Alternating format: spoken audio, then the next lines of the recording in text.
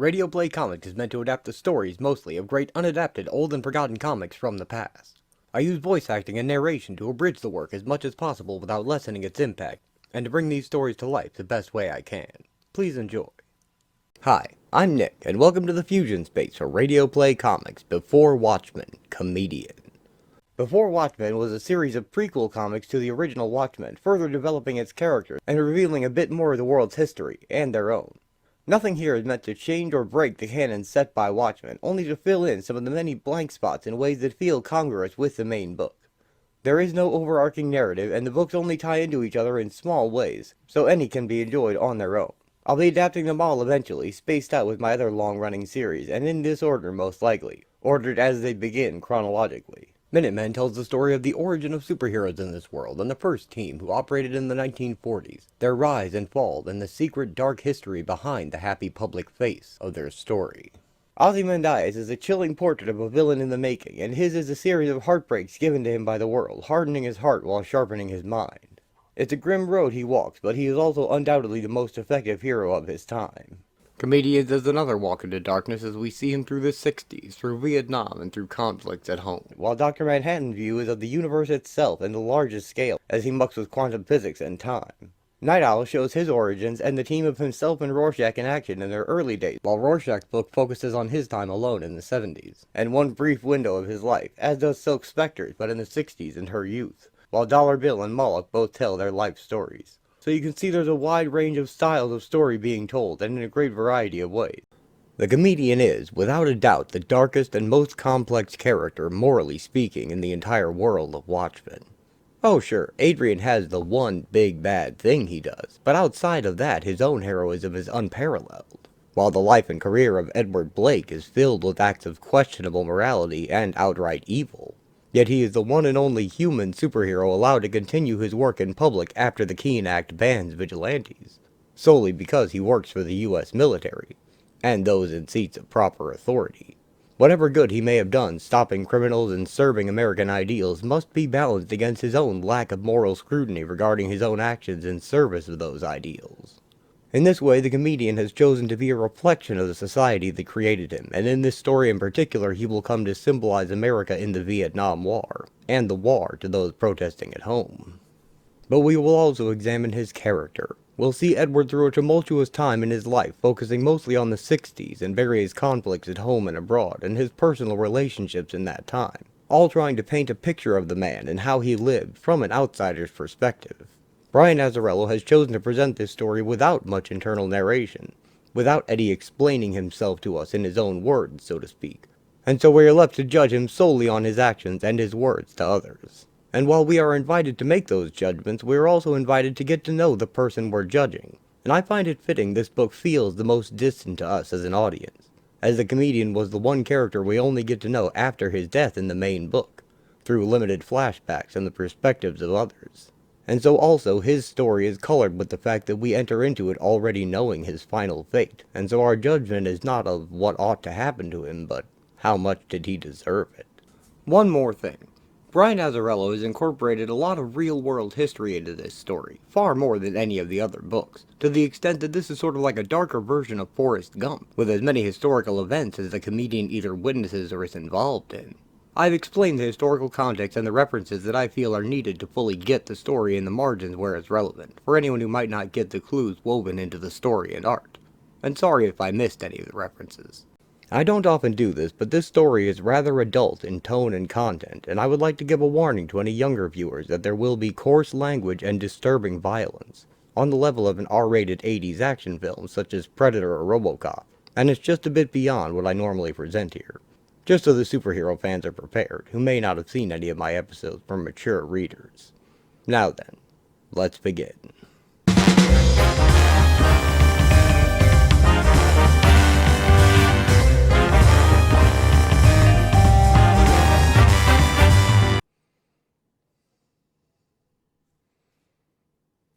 Edward Blake, the comedian, sits by a woman in bed at a fancy villa and examines a baseball.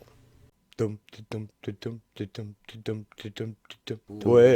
I'm the type of guy who'll never settle down. Where pretty girls are, well, you know that I'm around. I kiss them and I love them, 'cause to me they're all the same.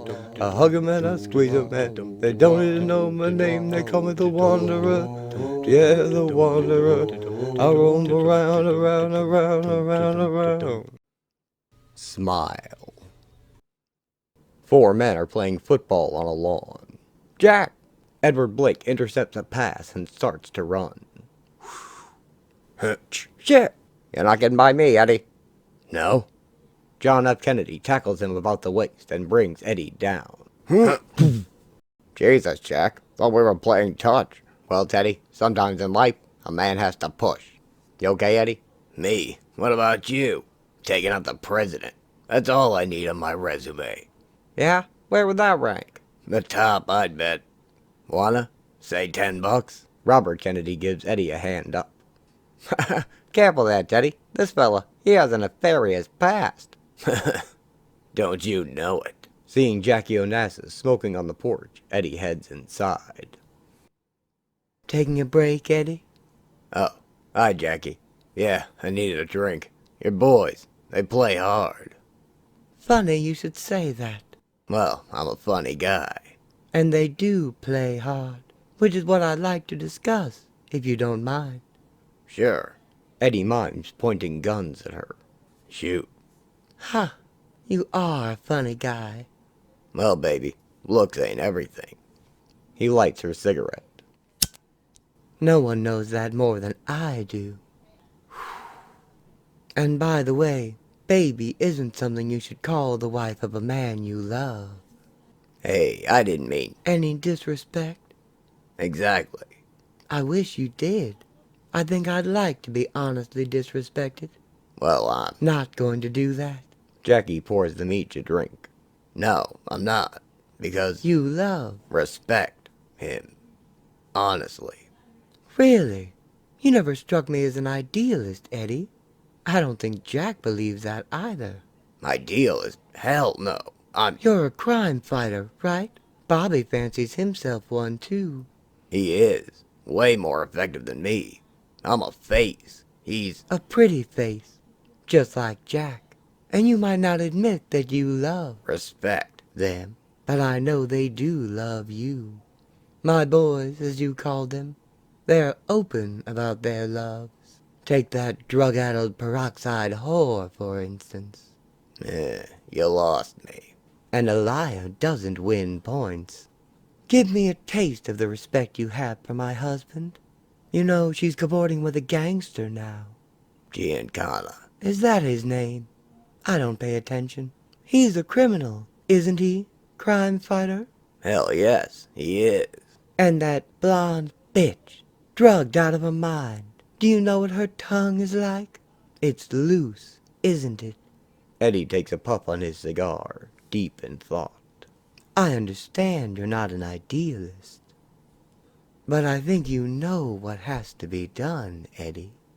A song plays on the radio as Edward Blake gives the blonde woman in bed, next to her empty pill bottles, a final kiss on her behind. Oh, well, I roam from town to town. Whoa. I go through life without a care. Whoa. And I'm as happy as a clown. Whoa. Oh, with my 2 fists of iron, and I'm going nowhere. Before sauntering out the door, tossing a baseball, no doubt signed by her lover, Joe DiMaggio. Later, Eddie watches a football game on TV in a bar. 70-yard touchdown strike from Y.A. Tittle to Del Schaffner has just put the Giants up 33-14. Shit. You might be the only guy in this joint ain't enjoying this shellacking. 'Cause I must be the only guy here who bet against the Giants. Eddie Blake? There a Eddie Blake here? Fill me up, would you? My bookie's on the line. He lights up a cigar as he picks up the phone. It's only the 3rd quarter. Little early to start gloating, isn't it? President John F. Kennedy is on the other end of the line. The bet was a steak dinner, if I recall. I have it from an unimpeachable source that Dunstan's is the finest in... Jesus, you are gloating. You pulled this shit with Khrushchev? That's a delicate matter of national security, and I'm not at liberty to divulge any facts, but you have tasted Nikita's vodka. God damn, you have some balls. Ha! From a man who's all balls, I take that as a compliment, and I'll wager to the pay window. Going against the Giants? Get your head out of your ass, Eddie. That Bobby? What'd he say? Just some advice. Tell him I got some for him, too. What'd he say? To go fuck yourself. Ha! So, Tungsten's it is. Saturday night. Then, how you feel about watching Cleveland on Sunday? Live? Great. Good. Very good. Who you like? Jim Brown is going to break the rushing record this year. Agreed. Give me 14 points. 14? Sure. He just gave you 2 touchdowns? So, I'll see you Friday? Yeah, I'm on the first flight out in the morning. I'll be there, Jack. Don't really get why, though. Eddie, we've been friends in the Pacific. You, the comedian, are a hero to riffraff. And, not to blow my own horn, but I am too for some people. I think it's a good time that all heroes unite. It's what our country needs to see. Before he can board his plane, Eddie is hailed by a man with a folder. Mr. Blake. Mr. Yeah? Agent Luxon, FBI. I know you're on your way, but the director, he'd like your help. Inside the file is a picture of Moloch the Mystic in his stage dress. You gotta be kidding me. No, sir. Like I said, the director and all, he never passes up a chance to get his name in the papers. This is kindergarten shit. Come on. I know, but look. It's a slow news day. The comedian rides with the FBI in a sedan, along with police cruisers, to the bust. Good to have you on board, Blake. Glad to be here. Though I gotta say, you seem to have more than enough manpower to deal with a two-bit scumbag like Moloch the Mystic. Yeah, well, you sell papers, and that counts for something. It's important the Bureau sends a message to the American people that we're not taking this threat lightly. Prostitution is a threat now? I'd love to take a gander at the 10 most wanted list. Prostitution? If only. We received a tip Moloch dealing in a whole other vice. Narcotics. Moloch? You're shitting me. Wouldn't be here, it was just ladies. I've heard that about you guys. Huh. They passed the press setting up on the way to a large warehouse. So here's the game plan. We'll let our agents go in first, initial engagement. Then the local law. It's important, politically, that they get a taste. Once the scene is under control, the spotlight's on you. The press will be free to take pictures only then, after we're secure. After? The director's orders, in case, well, if it got ugly. You know, 1,000 words. Right. Eddie grabs the car's steering wheel and stomps on the gas pedal, charging forward ahead of the other cars. What are you? The sedan bursts through the warehouse's metal door, taking out a gangster next to it. Getting ugly. The comedian dives out of the car, dual-wielding a shotgun and a pistol. The crooks take cover behind crates and return fire. Eddie mounts the hood of the car and uses the elevation to get clear shots of them. The comedian jump kicks the last guard as another flees up a stairway. He fires at Eddie, but misses and continues running. Eddie catches his foot, smashes his head into a stair, and hurls the man to the floor below. The comedian kicks in the door of Moloch's office with his gun drawn. But he finds the man watching the television. Okay, Moloch the Misfit. Hands where I can see him. Jesus, how many times you been through this? Pull a gun. Put up a fight. Something. Anything. Christ. Don't be such a... Moloch takes his head from his hands and looks up at Eddie with tears rolling down his face.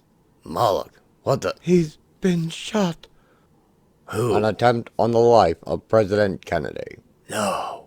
He was cut down by bullets as his motorcade approached downtown Dallas. He is now in the emergency room of Parkland Hospital in Dallas. 3 shots were heard to ring out. Miss Kennedy was heard to scream, "Oh no!" The president, blood gushing from a wound in his head, slumped into her lap. It is not yet known, as yet, whether the president survived the attack against him. Oh, Jesus. As of 10 minutes ago, a White House aide said the president was still alive. The extent of his injury, whether it is indeed critical or not, has not been confirmed by doctors at Parkland Hospital. Eddie rummages through Moloch's desk. White House officials were in doubt in the corridors of the hospital as to the condition of President Kennedy.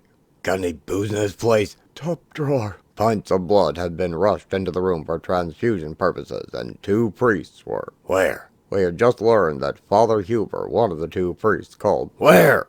On the left. Administered the last sacrament of the church to President Kennedy. He finds a 5th of whiskey. Dallas police have been augmented by some 400 policemen called in on their day off. There ain't any drugs, are there? What? There were some fears and concerns in Dallas that, drugs. You in the business? That's why you're here? Yeah. That there might be demonstrations, at least, that could embarrass. Then you shouldn't be. Eddie takes a long pull from the bottle. From Dallas, Texas, The Flash, apparently official. President Kennedy died at 1 p.m. Central Standard Time, 2 o'clock Eastern Standard Time, some 38 minutes ago. Vice President Johnson has left the hospital in Dallas, but we do not know to where he has proceeded. Presumably he will be taking the oath of office shortly and become the 36th President of the United States. He passes Moloch the bottle and puts a hand on his shoulder. What? He puts his hand on Eddie's. What are we going to do now? Continued.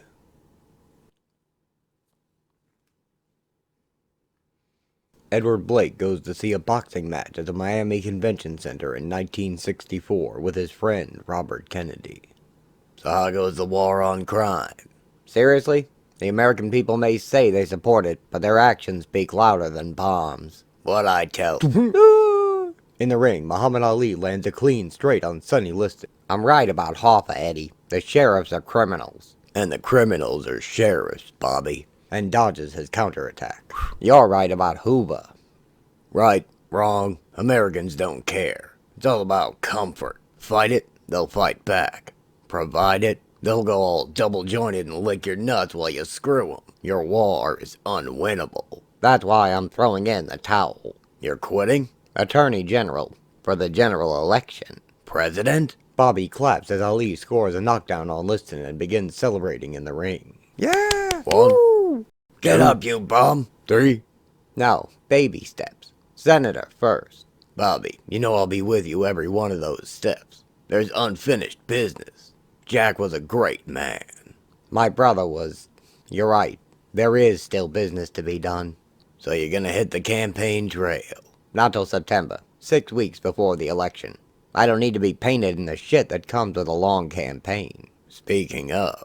Yeah! Shit? Campaigns. McNamara's asked me to go to Vietnam. That one I called it was right. It's something I'm good at. It's war.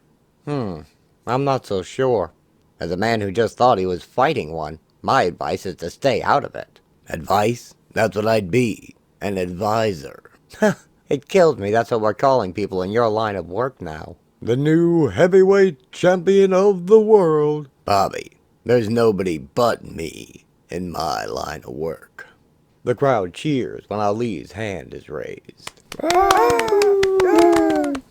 I'm a bad man. I shook up the world. I shook up the world. I shook up the world. Eddie folds his arms and scowls, probably having lost money on the fight. Can you believe this? I can't be beat. Eddie, you of all people, should recognize when the fix is in. The comedian gets off a plane in Vietnam and is greeted by an officer. Mr. Blake, Colonel Pitch, sir. Glad to meet you. Damn glad. Colonel? Yes, sir. It's good to have you here. A real superhero. Damn glad. All the boys, too. Let me take this for you. He takes Eddie's duffel bag. Yes, sir. A boost of morale we can use, you're gonna be. A real go-getter. Get the job done. It's what we've been waiting for. See, this shithole? It's a fucking mess. We do what we can. They head for an army chopper. Orders, you understand. But now with you here, I'm sure it'll be cleaned up in no time for them to start shooting at us. Gunshots ring out as night falls on the encampment. Like clockwork. It's crazy. We ever find a fucking watch on any of them? They're fucking monkeys, man. Tell time by throwing shit. Is that what you're throwing at me? Why, no. Just telling it like it is. Shouldn't we do something about it? Not our job. SVN will take care of it. Or not. Relax. It's just your first night in the zoo, Tiger. Zoo? I'm not here to be in no zoo. Not when the jungle's outside my door. The comedian leads a troop of men on a night patrol. Direct approach, huh? I'll admit, it's a new one. For both sides of this conflict. It's a war, ain't it? Call it one. Roger that if it was, but it ain't. Nearly half of SV is VC. Enemies in every fucking village. Charlie makes Marine recruiters look like pikers. These fucking people, they just want to be left alone. If this turns into a war, it's gonna be with us. Newsflash, we are in a war. Against communism. Edward holds up his hand and the men halt. Light her up. Communism? War? You don't believe that shit, do you? He launches a flare into the sky, revealing the Viet Cong soldiers. Comedian and his men open fire on them. The NBA scatter and return fire, but are soon decimated when Edward throws a grenade into their midst. One of the enemy limps from the smoke, missing an arm, and the comedian heads toward him with a knife. He stabs the man, then slams him to the ground. What I believe is I'm gonna like it here. Well, sir, you'll be the first that does. Soon the comedian is flown by helicopter over the jungle on his first official mission. Trouble is, Washington's committed to stopping the spread of communism, but won't give us the manpower to fight this thing the way it needs to be fought. Come on, Pierce. They gave you me. They did, didn't they? You read the brief, right? Hell yeah. So we square on this? Hoorah! He jumps down and begins his trek. A drug lord sits with a Vietnamese general in a fancy villa surrounded by soldiers. Jesus, the grade on this shit is stellar. Good work. Hey, Hop Sing, you dropped your... Huh? Suddenly guns clatter on the ground as the guards flee. Bullets tear apart the column next to the drug lord. And the comedian approaches. No, not here in the goddamn jungle. Jesus! Huh. Never been mistaken for J fucking Christ before. But what the hell? I'll play along. So, on your knees, and say your prayers. Eddie puts his gun to the man's head, and he looks to his own gun on the table. Eddie unloads on it, knocking the table over. Not a good idea, Sal. Mine was better. Been a while, huh? Since your trial, when thanks to me you was deported to Corsica. Should've stayed there. This place, it's hot, man. Maybe even hotter than where I'm about to send you this time. Yeah, you can't kill me in cold blood, comedian. And you, dirtbag, greasy guinea, drug-dealing gangster, can't tell me what to do. I work for a higher power now, which just so happens to be... Eddie blows smoke as he leans in close. The same one you do. American soldiers come out and join them, all laughing. Ah, Sal, if you could have seen the look on your face. He just about pissed himself. That was brilliant. Eddie, this is General New, our man in the trenches. Our treacherous man. Thanks, New, for going along with this charade. It was priceless. What the? I don't follow. Well, you better start, Sal. 'Cause the times, they are a-changin'.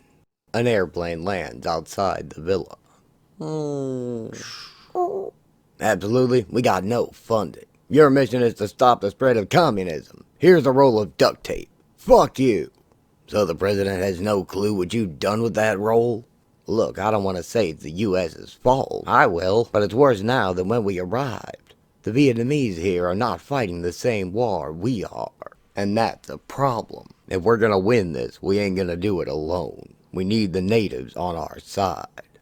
But good fucking luck with that. We can whisper hate the commies in their ears all day while we train them to fire a gun.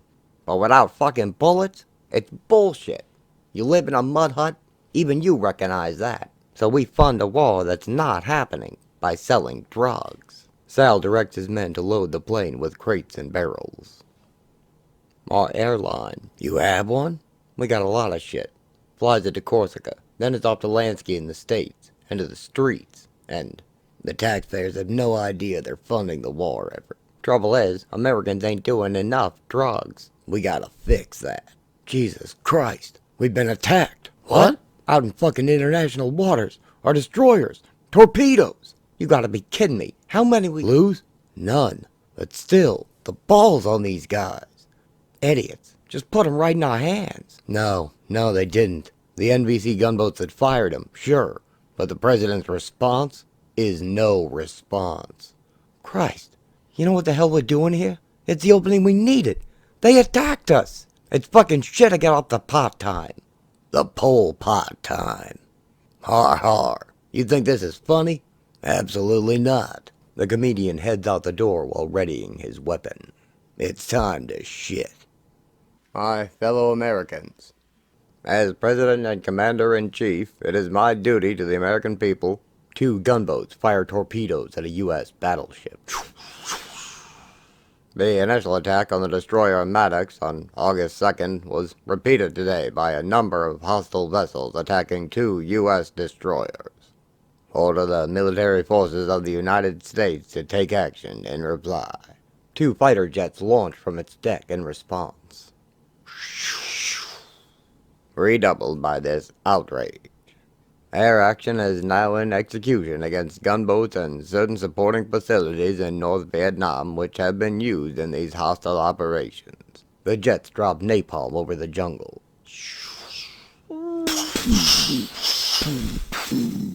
We Americans know, although others appear to forget, the risks of spreading conflict. I shall immediately request the Congress to pass a resolution to take all necessary measures in support of freedom and in defense of peace in Southeast Asia. That firmness in the right is indispensable today for peace. That firmness will always be measured. Eddie paints a smiley face on his combat helmet as his gunboat returns to shore. Its mission is peace. I get around. Continued. Eddie plays pool with a shapely redhead in a Hawaiian bar in 1965. I say shotgun, shooting for your rose now. Are we gonna play? Or are you gonna stare at my ass all night? How's both sound? Bad for my knees. Hey, buddy. Play with fire. Your call came through. The barman holds up a phone. Another round? Whatever you want, baby. Hello? Robert Kennedy is on the other end. Hawaii, Eddie? What are you doing there? R&R, Senator. Emphasis on the latter. I wouldn't expect anything less. How's the weather? Like I like, Bobby. It's hot. But much cooler than L.A., right? Right. What the hell happened there? I'm catching some shit for that, huh? Eddie watches the redhead sway to the music. Jerk, baby. That's a funny way of putting it.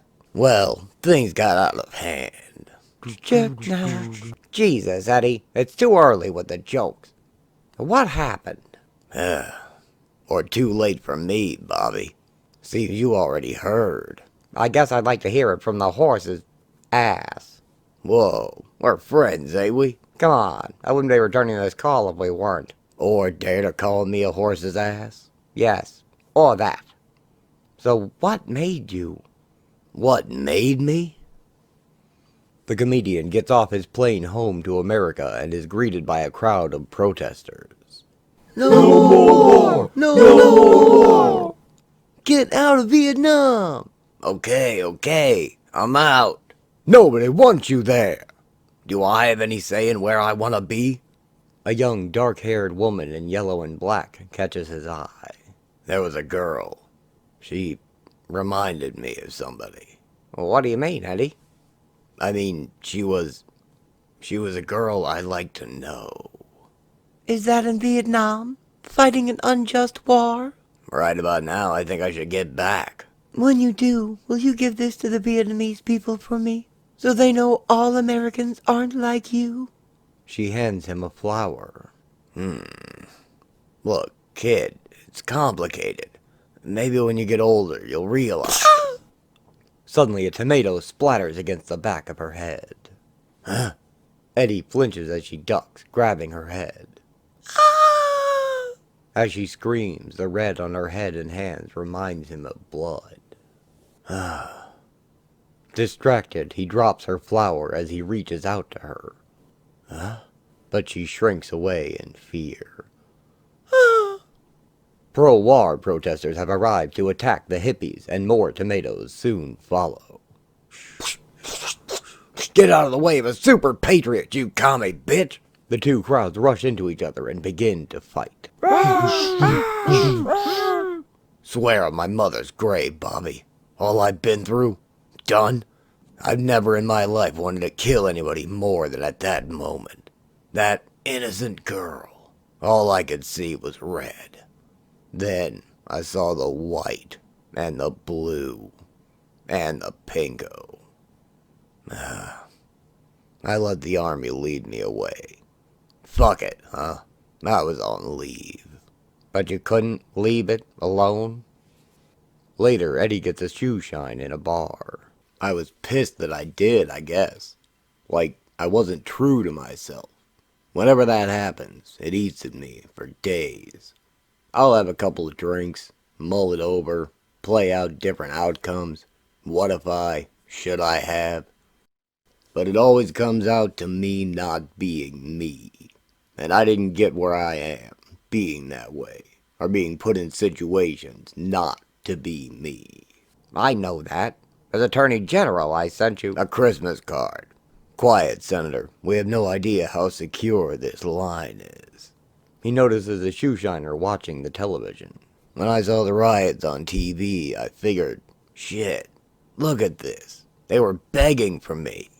Right place, right time, right man for the job. The police hold a barricade at one end of a street while cars burn and the people run amok. Jesus, there must be a sniper up in that window. Relax, Sheriff. The comedian strafes gunfire across the sniper's window. The cavalry's here. What the hell? We've got strict orders not to shoot. Holy Christ. You can't go in there like that. Eddie saunters down the middle of the street. Well, I ain't gotta stay here. They're shooting at you. He examines an LA postcard and the scene before him as angry rioters throw firebombs onto a couch in the road. Burn, baby, burn! That ain't no way to treat a couch. Who the fuck? I mean, it seems comfy, don't it? I look tired. The comedian grabs the fire thrower by his collar. Maybe you should take a seat. Don't what? And tosses him towards the couch. Don't what? Please! Eddie shoves him closer. The crowd surges towards him. Get your hands off the brother, Whitey! Eddie slowly turns to face them. Yes, sir, boss.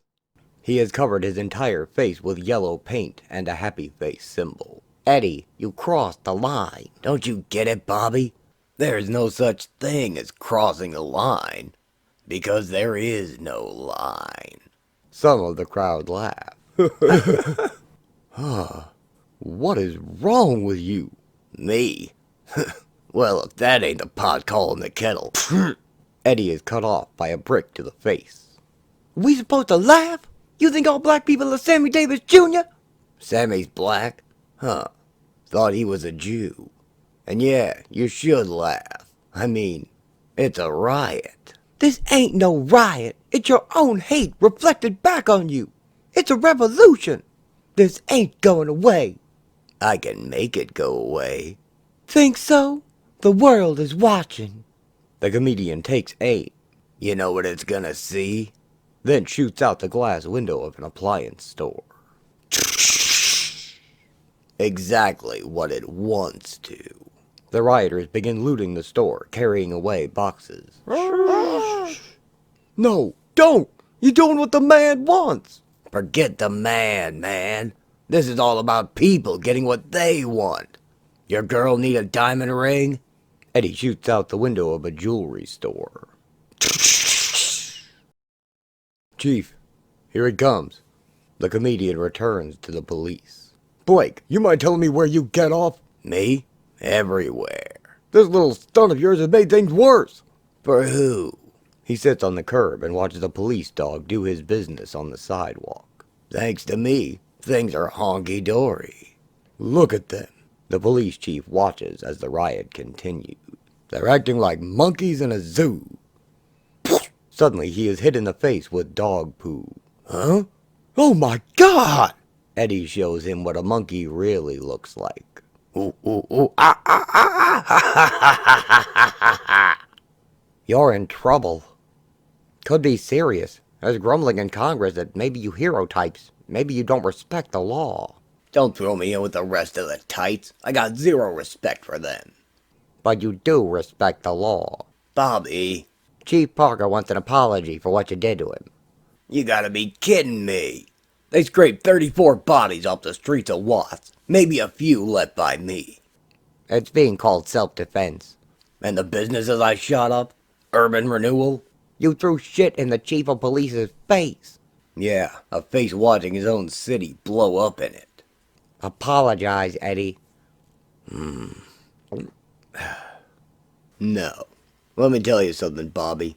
For a second, those riots stopped because of me. Because I was there. Why was it just for a second, Eddie? Because I was there. Eddie hangs up the phone. Ching. What a joke. It's almost closing time. So, So what do you want to do? lay you? You got a rubber? A rubber? Hell no. I'm all the protection I need. Edward strolls down the moonlit beach, arm in arm with the redhead. Continued. The Vietnamese sun blazes down on the comedian holding a gun and a helpless man tied to a post. Hello, darkness. Here's the surprise. Edward's face is covered in blood, and there is a crazed look in his eyes. Come to talk with you again. I can see for miles. Miles and miles and miles and miles. American soldiers are greeted by burnt heads on stakes as they enter a village, strewn with bodies and buildings still on fire. Oh, God! Jesus, mother of God fucking Christ! Well, this is very, very not good. What the fuck is wrong with you? Look what he's done! I'm just saying. There's nothing to say except, what the fuck? How the hell we gonna explain this? One of the men vomits after looking into a hut. What the fuck? Sirs, we located him. On the other side. The soldiers find the comedian about to execute his prisoner. He appears to be wounded. That's not all he appears. Meadows, Sir? wound him some more. A rifleman shoots Eddie with a tranquilizer, knocking him out. 23 hours ago, the comedian and his men discovered the stripped body of another American soldier in a ditch outside the base. One of the men says he looks like a boy he went to school with, whom they all called Pizza Face, due to his poor complexion. Choke on it, too. Eddie relieves himself outside a latrine as it is being cleaned. He observes a man dancing happily. How many kills? We don't count. 19? Fuck, that's how old I am. Or will ever be. Ha ha. Don't mind Lucas. He be trippin', man. He dropped last night, ass still high. Charlie's crap dog. Some potent blotter. A paper with Snoopy on it is shown to him. Score off some?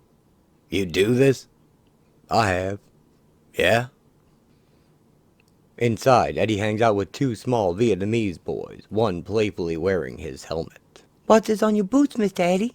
Bad guys, Junior. I'll clean them off. Make room for more. You think I'm funny?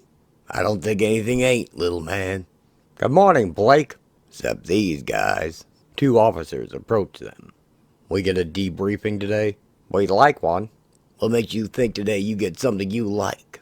I tell you what I've been doing. You editorialize into something you want me to be doing. So leave me out of it, and just say I'm doing what you want me to. Blake, you were sent here. A long time ago. No, it's only been a few years. As a figurehead for the company. Someone inspirational to further the war effort. And not the war. I'm sure I'm about to hear the difference. Southeast Asia, there are economic considerations. Long term. More than a few years. Economic considerations. And here I thought it was all about hearts and minds. Yes, Mr. Eddie? You call them? Hey, now that's funny. Look, Blake, let us win the war on our own. We're big picture. One that's good for everybody. So, Pizza Face, he died for what exactly? Well, Huh? Who is Pizza Face? Back in the present, Edward regains consciousness in a helicopter after being retrieved by the soldiers. Benway, he's coming too. Jesus, Meadows, I thought you shot enough tranquilizers in him to put down a horse. Blake, do you know what you just did? Started. On your own? To end the war. That's not what we're trying to accomplish here. It's gone on long enough. It's going to go on as long as it's supposed to, goddammit! Blake, look, let's just say there's a game clock, okay? We know when it has to end. Edward sees the officers instead as Jack and Bobby Kennedy. But you, what you done? We were on the 50-yard line, and if this gets out, we are in our own end zone. Game over. Get that? I get you're playing touch. Huh? I'm not. The comedian grabs Benway and leaps out of the chopper. Raise $2. Eddie plays cards with hearts and minds. You serious? You bet. Alright, I call. Read them and weep. Fuck. What Mr. Eddie tell you to say when you win? Oh yeah. Lead them and reap. Hey, old boy, hear the news today? Kennedy declared for the presidency. No, I didn't hear it. That's great. I think he'll make a hell of a president. Says he's gonna end this war. Finally, a guy who gets it. We gotta win and get out. I think you're missing his point, boss. I'm missing something? And what is that? Eddie sets off for the headquarters. Sorry, sir, but the senator isn't available to take your call. Tell him who it is. He'll take it. He hasn't the other 5 times today. Look, you. Fuck, man, I'm talking to some bullshit operators for a motherfucking senator. You want to speak at your mom? I can do that. I don't. Blake, you need to settle down. Yeah, man, this shit, it's out of your hands. Reporters are setting up outside. Fucking media. Should never let them cover this. I'll make a note. Check it out. Pause. The comedian is handed a sheet of acid with happy face symbols on the squares as he and his men board a small boat. You're famous. That's wicked. We should do it. When? No time like the present. On patrol? Oh yeah. Into a village. VC influence village. Enemy territory. Fucking walk outside of camp, it's all enemy territory. They want us gone. We ain't going anywhere. Yet. Having a snort out in the jungle, that's one thing. This shit ain't that, boss. It makes you know yourself, not numb yourself. It's intense, man. You don't live in the world. The world is you. I do this. The world is me. You kids ready for that world? Lead the way, old boy. Eddie places the hit on his tongue. Hey, Gunner, turn this shit up. Let's get some wattage in this cottage. Dun dun dun dun dun dun. Dun dun dun dun dun dun.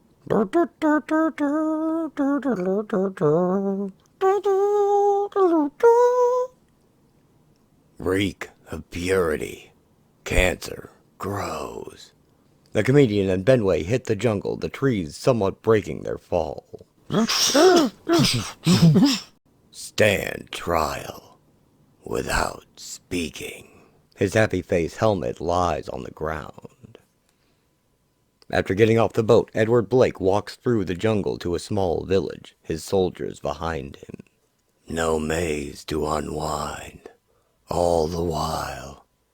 Sword held high, I can see the sound of silence. An old man smoking and cooking at the edge of town sees them approach through the rice fields, and his dog barks in alarm. One of the soldiers shoots the old man dead. The comedian walks past in his drug haze, sweat pouring down his face.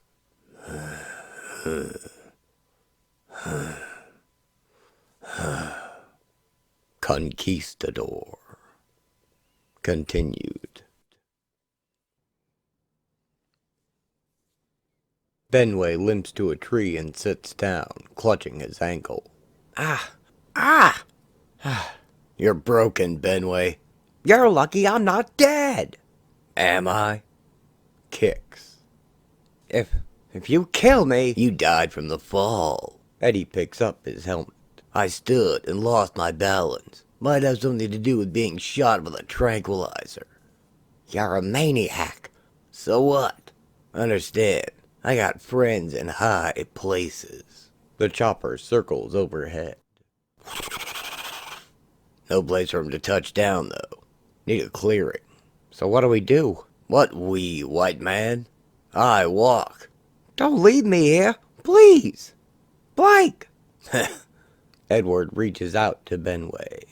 Give me your hand. Earlier, that same hand held a pistol as it gunned down the innocent men, women, and children in the village, along with his soldiers. Not even the oxen were spared from their wrath. What were you thinking, Blake? Presently, Eddie helps Benway walk along a river. Come on, Benway.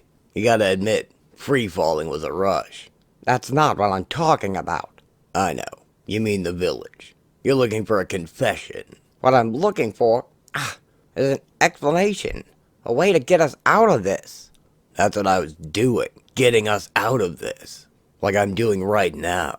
A jungle. It's dangerous, ain't it? As animals, sure. He halts Benway before a tripwire connected to a spike trap. There are fucking mines and booby traps. Fuck the animals. They set them for us.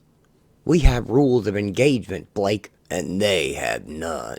So my boys and I, we decided to play the game their way. To give as good as we get. Because if we don't play by no rules, losing is fucking impossible. Earlier, the men burn the huts of the village and root out the civilians in hiding. What the hell's gotten into us anyway? Why is being friends more important than winning? You don't see the big picture. The hell I don't. No fucking handshakes when it's over. Leave 'em with bloody assholes. We beat the fucking snot out of anyone that opposes us.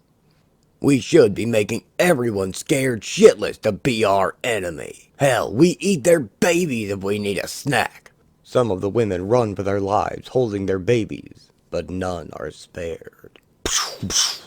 I know the company is ruthless. I'm a pretty jaded man. No real blood on your hands, Benway. But the world would hate us. So, love don't keep the peace. The fleeing villagers are lined up in the road and shot. Fear keeps the peace. You're a sociopath. And you know I'm right. We all have our roles, Benway. Mine happens to be for real. You and the company? Fuck you guys. Life is a war. If you don't win it, you lose it. Winning and losing don't matter. It's about control. Heh. The comedian turns to Benway and grins broadly. I get that. Kong? One American soldier holds an old Vietnamese man, apparently trying to comfort him. What What the hell are you doing? No one's fighting back. Where's the enemy? Where? Right in front of us, back behind us, and even worse, above us. Eddie kicks the old man away and throws his pistol on the ground. Tại sao? Các bạn lắm. Đêm nay. Pick it up. Gì mù long? Pick it up. You think I'm a pussy? Look, I've been called a lot of things. Psycho, soldier, superhero, whatever. That damn Night Owl book. You know, if he had any balls, I might not. The one thing, the abso-fucking one thing no one ever got about me is that I am a patriot. These fucking people, they're not our women and children. Hell no. They belong to them, out there. And they're watching us, right now. The enemy is looking us in the eye to see if we're bluffing. Pick it up! Trời con. Nói chi hả? The old man dives for the gun, and the comedian kicks him again. He smashes his hand with the butt of his machine gun. You know what I was originally gonna call myself? He kicks the man in the head. The Big Stick. Can you imagine the headlines?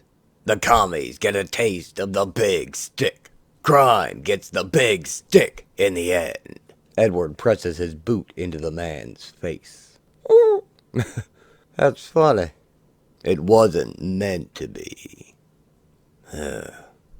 I'm done laughing. The comedian begins dragging the old man away. Moose. No. Moose has picked up the comedian's gun and is pointing it at him. Huh? After a moment, he laughs once, grimly. Then puts the gun to his own head and pulls the trigger. Edward continues to drag the old man to where the other soldiers finally found him. And you have no remorse? Comedian and Benway halt when they hear a noise in the jungle. Huh? VC. Benway hides behind a tree. Eddie puts his helmet on his head and puts a finger to his lips, shushing him. Blake, no. You can't leave me here. He heads off to take care of business. Benway. I'm a superhero. Classified. I can do any goddamn thing I want. Dear Bill, it is with a heavy heart, but with moral clarity, that I am submitting this report to you, documenting the events of March 16th of this year. At this point, it's safe to say it was a rogue operation. The men involved acted without the orders of their commanding officers, or under the intelligence provided them by this agency. Rather, they were under the guidance of Edward Blake, aka the Comedian. Under your advice, Blake was given a long rope. In my opinion, he has hung himself with it. Benway huddles in fear at first, then sneaks a look and sees the VC patrol walking past his tree. The comedian silently falls into line behind them. Then Benway hears a crack. The sound was Eddie breaking the vanguard's neck. Then he slides his hands around the man's gun and fires, smoothly taking out the next one in line. Blake is a maniac. Fortunately, he's our maniac. The others fire back at him. Unfortunately, his actions run counter to our current rural pacification program. But when they reach the spot, they find only the vanguard's body torn apart. Huh? But it is my belief that containing the news of his operation would be a relatively simple endeavor. Categorizing the event as they were met with fierce firefight gives us an out. Eddie knifes one of them through the back of the neck and bayonets the other. Burying the operation makes better sense given the anti-war sentiment. His rifle butt knocks out one's teeth, and his bullets rip through another's chest. Tactically, it also allows the end of this conflict to be accomplished on our terms. The comedian runs through the jungle with 2 assault rifles now, heading up a tree trunk to gain an elevated position on the next group of VC in the line. It's something to consider. Benway holds his head as the firefight goes on behind him. As for the attached report, in a nutshell, after exhaustive investigation, we account for 347 dead, raped and mutilated women, defenseless children, and the elderly. We believe Viet Cong intel pegs the body count at slightly over 500. It's my opinion that if news of this is made public, keeping the number under 500 is of extreme importance. 500 is an unacceptable threshold number for the American public, as we both know. Eventually, the gunfire stops, and Edward returns, uninjured. Let's get out of here. Blake's fingerprints are all over this, and they have to be removed. It is my recommendation that he be relieved and returned home immediately. They reach an open field, and 2 helicopters begin to land. Blake, thank you. I'll make this right. As the 2 head for the choppers, Benway is suddenly sniped from the tree line. The chopper returns fire as Eddie looks back. Huh? After all he went through to get him back safe. If this was one of life's little jokes, he doesn't see the humor in it. I also recommend that William Benway be given the highest honor allowed under such circumstances. He died serving his country to the best of his ability. Respectfully yours, Raoul Duke, CIA Advisor, Charlie Company, 11th Battalion. P.S. How's Saigon treating your golf game, Director? The report is delivered to presidential candidate Richard Nixon and his campaign director and ex-FBI agent G. Gordon Liddy. How'd you get this? Friends, sir, of mine, who'd like to be friends of yours. That's fucking rich. These friends, they've been undermining the candidate for nearly a decade. That's what the friends are for. Well, this war, it's a waste of time. The friends don't know you feel that way. Or what means I'd employ to end it? No, sir. They believe that an unstabilized Southeast Asia for the next decade will only help Russia. And they missed the boat on China. I will end it. Fucking friends. Ding. Gordon, I want to say, I admire the comedian, but he has a friend too. Put this document in his hands. The report is delivered anonymously to presidential candidate Robert Kennedy. Huh? To be concluded.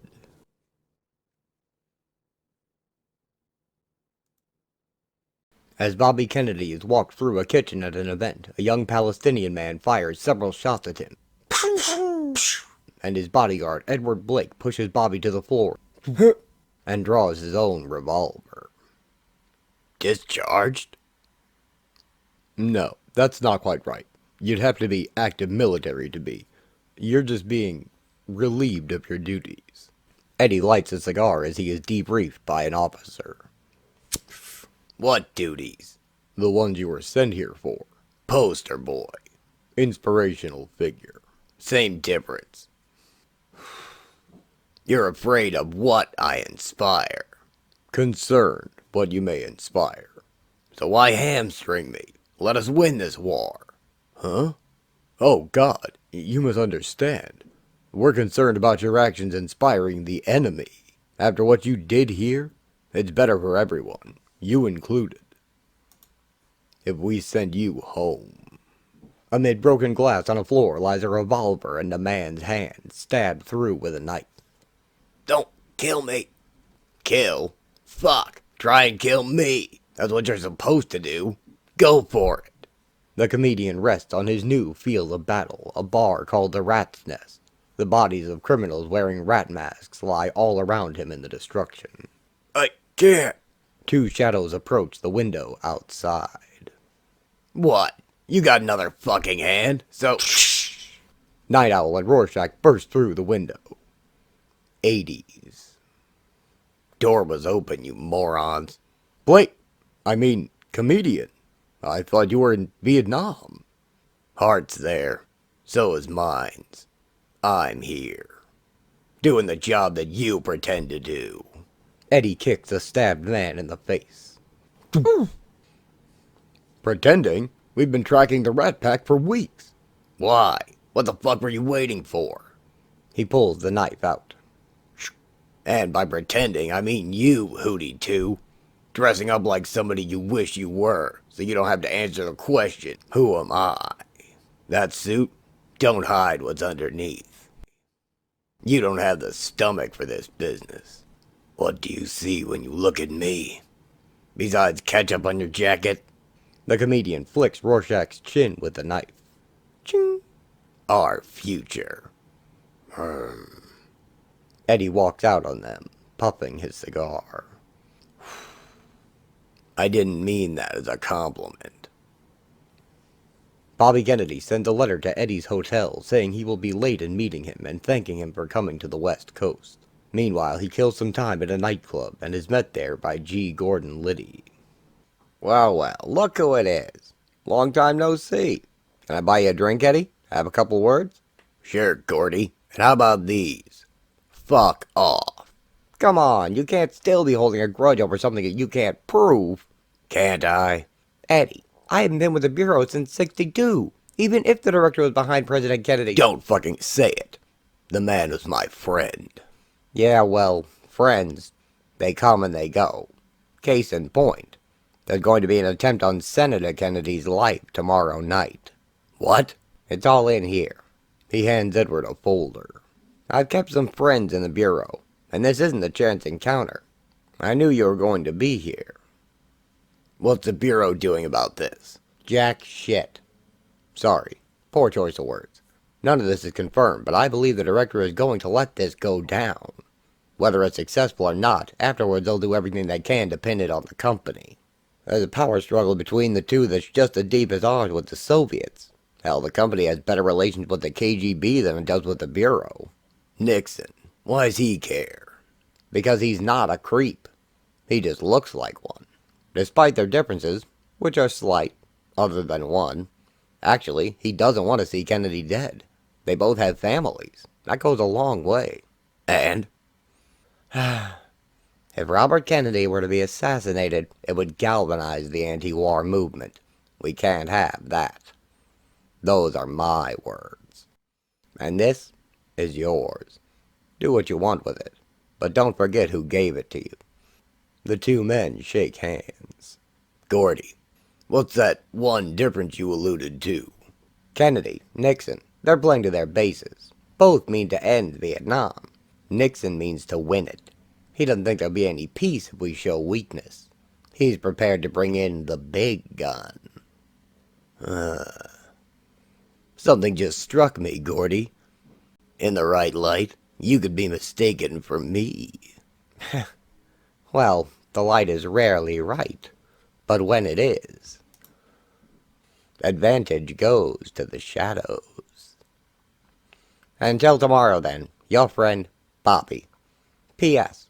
How's breakfast sound? I couldn't wait. Edward wakes up to find a man in his room, and he automatically points a gun at him. Christ! Bobby, I coulda. You sleep with a gun under your pillow? Yeah, or I don't sleep. Jesus, is that where life is? Sleeping pills. Huh? I use sleeping pills. I need to talk to you. I gotta talk to you, too. About? Nah, you first. When I'm done, you may not want to talk to me. I know what you did, Eddie. The massacre. How'd you find out? It doesn't matter. What matters is that it happened. You entered a village and then butchered every living thing in it. Eddie pours Bobby a glass of whiskey. Not the men. They weren't there. Right. They were out fighting a war against us. I know it's being covered up, too. And that it's going to get out. How can you be so sure? The press is already sniffing. And because I'm going to tell the American people that it happened. Tomorrow night at my press conference, after the votes are counted. Win or lose. Eddie drinks from the bottle. This has to come out from a leader, not the press, or our government runs the risk of losing all credibility with those we govern. Eddie, we are a country that decided to stand for something. Freedom and equality and what's right. Those are lofty ideals. I'm not saying that I haven't fallen short of them at times, but if we believe in them, but don't live... Relax, Senator. You already got my vote. I wanted you to know before I announced it, for old time's sake. Eddie stares out the window, deep in thought. Yeah, we had some crazy good times together. Kicked some ass. We did some good. We fought the bad guys. Bay of Pigs notwithstanding. He turns to Bobby and grins. Let me tell him. What? Bobby, if you do it, some people will always look at you as a rat. If it's me, by your side, I'm confessing, with your support. Fuck, it might even get you elected. That's not what this is about. I know. I'm sorry, Eddie, for what this will do to you, and for what you did. Bobby, you're a friend of mine. Go take a sleeping pill. Knock yourself out. Later, Bobby delivers his planned speech with Edward by his side. I think we can end the divisions within the United States. The violence, the disenchantment with our society, the divisions, whether it's between blacks and whites, the poor and more affluent, age groups, or the war in Vietnam. We can work together. We want to deal with our own problems in our own country, and we want peace in Vietnam. All of us are involved in this great effort, on behalf of all mankind, all around the globe. Policies that have been so unsuccessful in Vietnam. I think we should move in a different direction. And now it's on to Chicago, and let's win there.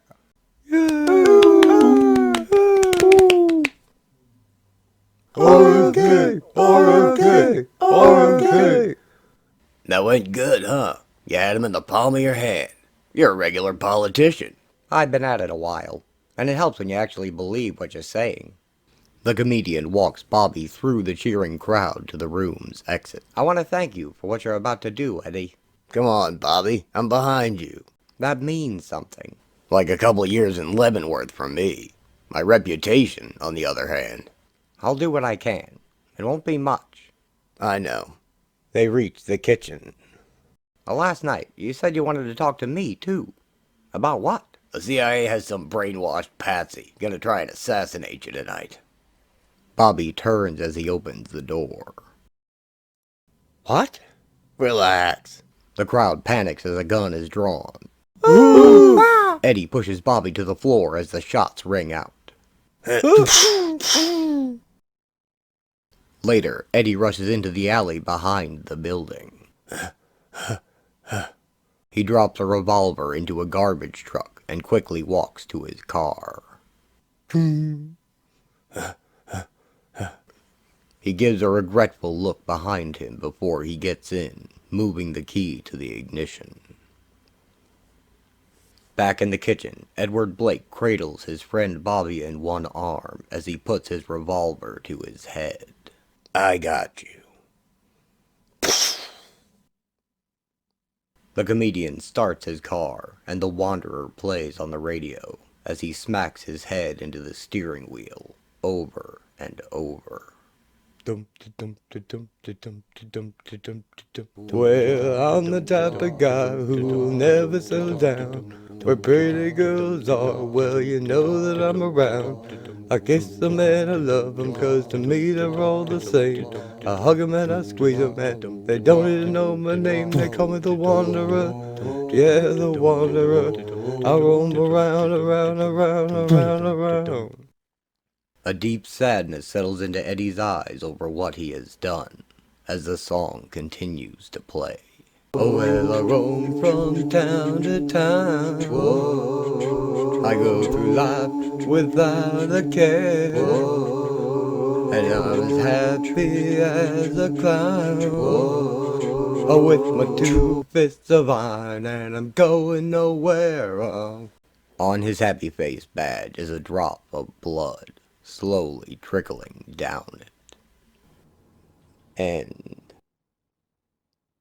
So it would seem that even by his own standards, Edward has betrayed everything he stood for by killing a good man, a crime fighter, and one of his best friends, Robert Kennedy, only to protect his own reputation and career.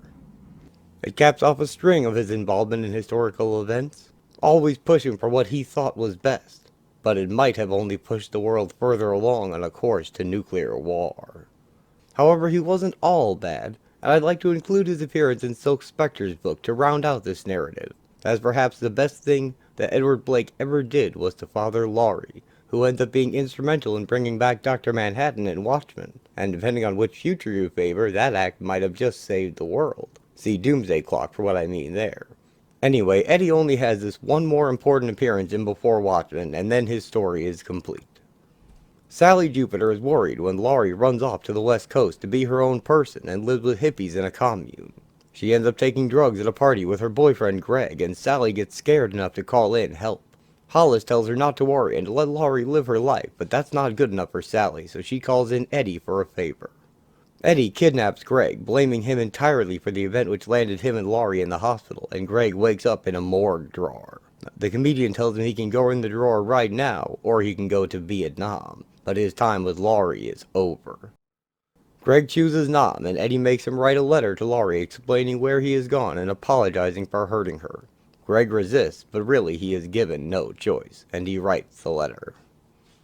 Edward delivers the letter while Laurie is sleeping. He admires his daughter, who he will never know in his lifetime. But he is happy that she is growing up to be her own person, and after fixing things he leaves, not telling Sally any more than that he has taken care of it. Hollis will show up in Laurie's story soon, and no one but Eddie and Greg know of these events. Eddie takes one of Laurie's happy face buttons, lights a cigar, and exits the story. Not that he deserved a happy ending, but I did want to show that not even the worst monster in this story is nothing but those negative elements. And I'm personally left to wonder how things might have gone differently if Eddie had been the kind of man to make a proper move on Sally when Laurie was born. Was there ever a way for him to be a real father to her? And would that have been a good thing for her? And him? Could it have softened his harsher tendencies and given her a bit more rope, having someone who would stand up to Sally on her behalf? Well, that's what the imagination is for, though, and I welcome you all to the same theorizing, if you're so inclined. Otherwise, that'll do it for this one, and there's just Laurie's book and Rorschach's to go, then the Dollar Bill and Moloch double feature episode, and this long project will be complete. I certainly hope you've all enjoyed it so far. But take care out there, everyone, and as always, thanks for watching.